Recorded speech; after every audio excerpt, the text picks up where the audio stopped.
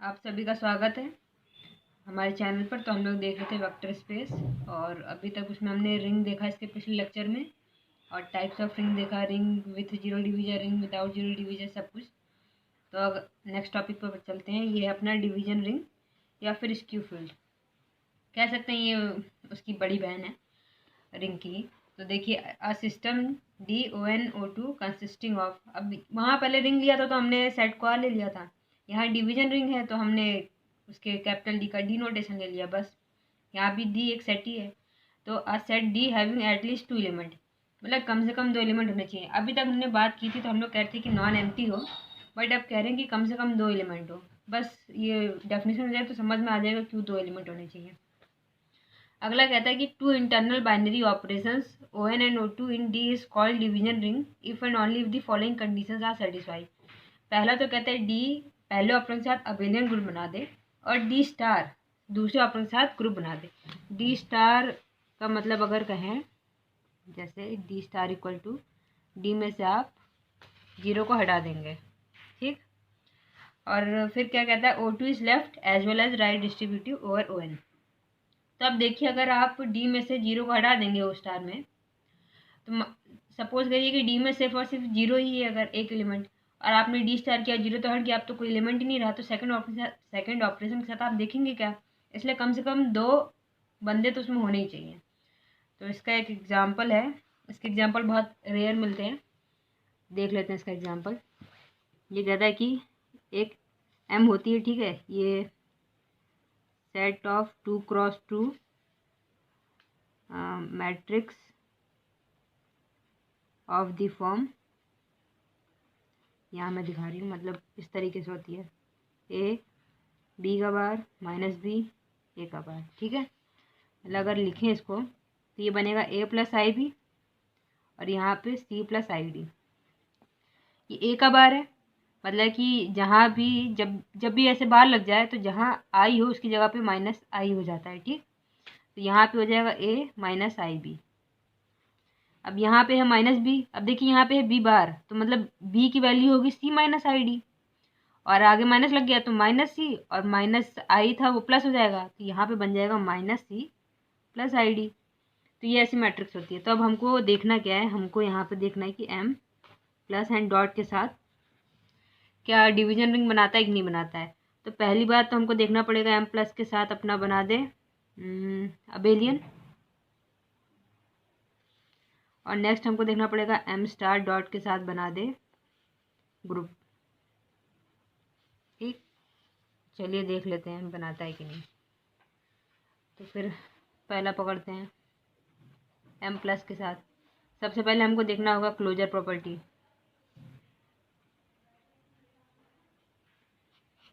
तो देखिए, closure property में क्या होता है, for all A comma B belongs to M2 implies that A plus B belongs to M2। अब आप खुद ही सोचिए, मतलब दोनों 2x2 मैट्रिक्स की ही होंगी, मतलब उन सभी का कलेक्शन ही है, मतलब कि ऐसी जितनी बन सकती है। एक की जगह आप कुछ भी रख सकते हैं, B की जगह कुछ भी रख सकते हैं, C की जगह कुछ भी, D की जगह कुछ भी, तो ऐसे बहुत सारी मैट्रिक्स बन जाएंगी 2x2 की इस फॉर्म में। तो अब बाकी उन दोनों का आप एडिशन करेंगे तो वापस 2x2 क्रॉस की ही उसमें जाएंगी, तो इसलिए क्लोजर प्रॉपर्टी टू होल्ड हो जाएगी। और नेक्स्ट आता है अपना एसोसिएटिविटी। और एसोसिएटिविटी मतलब पहले ही बताया था कि matrix addition is always associative, तो सीधे लिख दिया जाए, matrix addition is always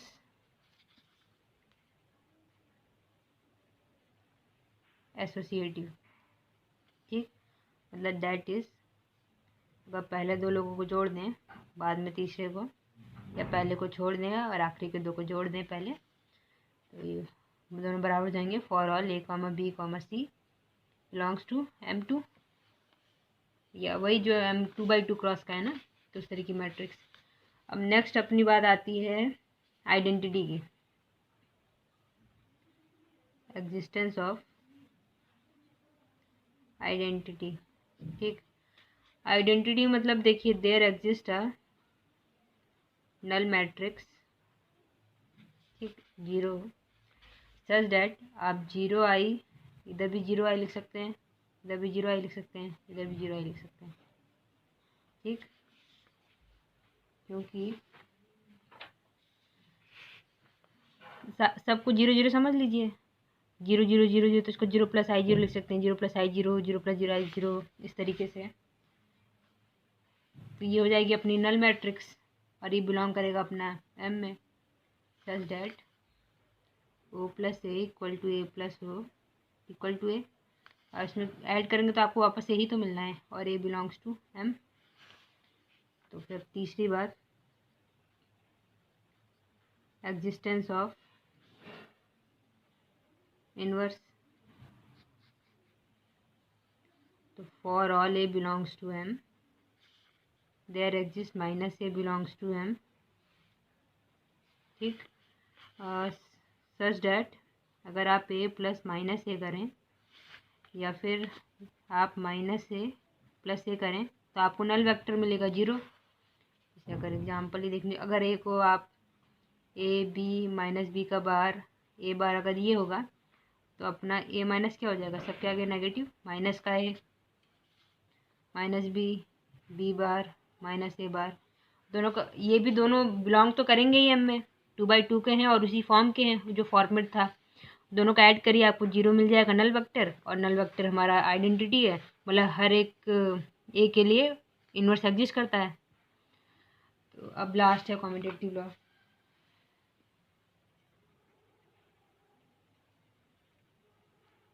commutative law तो ये होल्ड करेगा ही, ए प्लस बी या बी प्लस ए कर देंगे तो होल्ड कर जाएगा, देयरफॉर एम प्लस के साथ अपना अबेलियन है।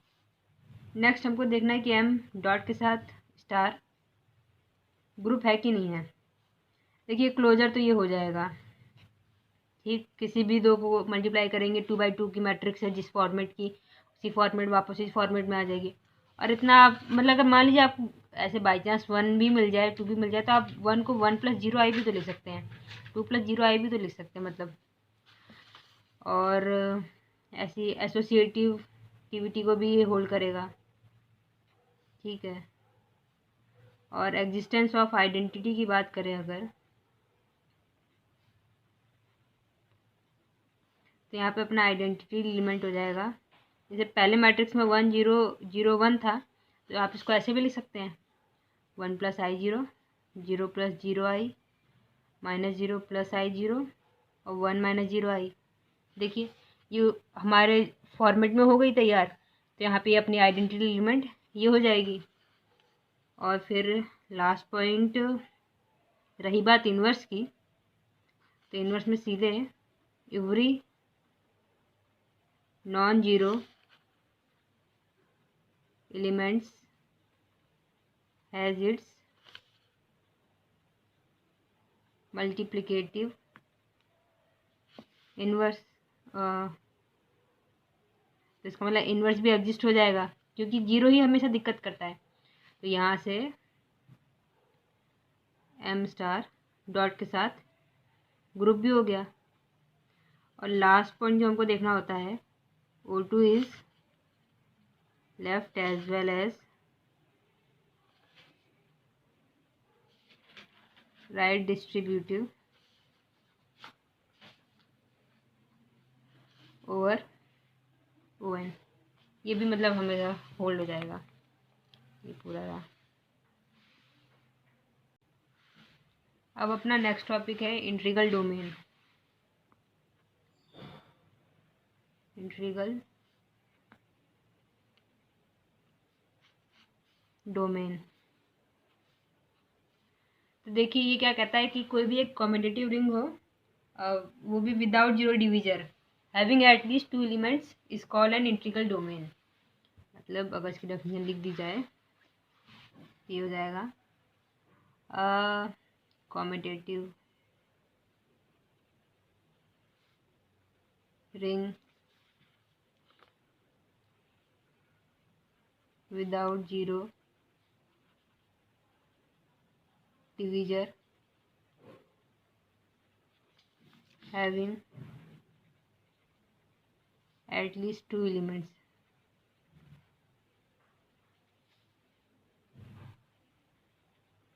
is called an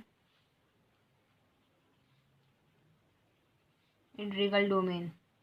ठीक है, मतलब अगर आप करते हैं in short CRU plus without zero divisor equal to integral domain, मतलब U फॉर यूनिटी है। और ये कुछ बुक्स यूनिटी को भी प्रेफर कर लेती हैं, वैसे तो सिर्फ और सिर्फ डेफिनेशन में कम्यूटेटिव रिंग की ही बात है, पर लेकिन CRU भी हो तो गलत नहीं होगा। ठीक है, ये मतलब शॉर्ट में लिख दें, मतलब एक CRU हो और विदाउट जीरो डिविजर हो तो आप लिखोगे इंटीग्रल डोमेन, इंटीग्रल डोमेन। ठीक, अगर एग्जाम्पल देखना हो तो फिर जेड प्लस डॉट के साथ देखिए पहले देख चुके हैं, ये CRU तो है ही, और इसको मैंने प्रूव ही किया था, ये विदाउट जीरो डिविजर भी था। और यहाँ साइड में इस पर बता भी देते, जैसे जेड में क्या क्या होते हैं, अप टू -3 -2 -1 0 1 2 सो ऑन। तो किसी भी दो नॉन जीरो ना, विदाउट जीरो डिविजर की क्या होती है डेफिनेशन, अगर ए भी नॉट इक्वल टू जीरो हो, बी भी नॉट इक्वल टू जीरो हो, और इम्प्लाई कर दे कि ये डॉट बी करें आप, तो वो भी नॉन जीरो हो जाए। इसमें कोई भी दो नॉन जीरो, -2 को उठा लीजिए, -2.2 करेंगे तो -4 है, कभी भी जीरो के बराबर नहीं होगा, तो ये विदाउट जीरो डिविजर भी है और CRU भी है, हमने दिखा चुका है। तो ये इधर से क्या इम्प्लाई करेगा, ये इंटीग्रल डोमेन हो जाएगा अपना। ठीक, इसी तरीके से कॉम्प्लेक्स नंबर प्लस डॉट के साथ भी हो जाएगा, रियल नंबर प्लस डॉट के साथ भी अपना बना देगा। ठीक, मतलब ये दोनों भी इंटीग्रल डोमेन होंगे। तो इतना तो हो गया। अब नेक्स्ट टॉपिक आता है इसके बाद फील्ड, और वो है काफ़ी इम्पॉर्टेंट, क्योंकि वेक्टर स्पेस में कभी भी देखेंगे vector space over a field बनता है। चलिए फील्ड को हम लोग देखते हैं।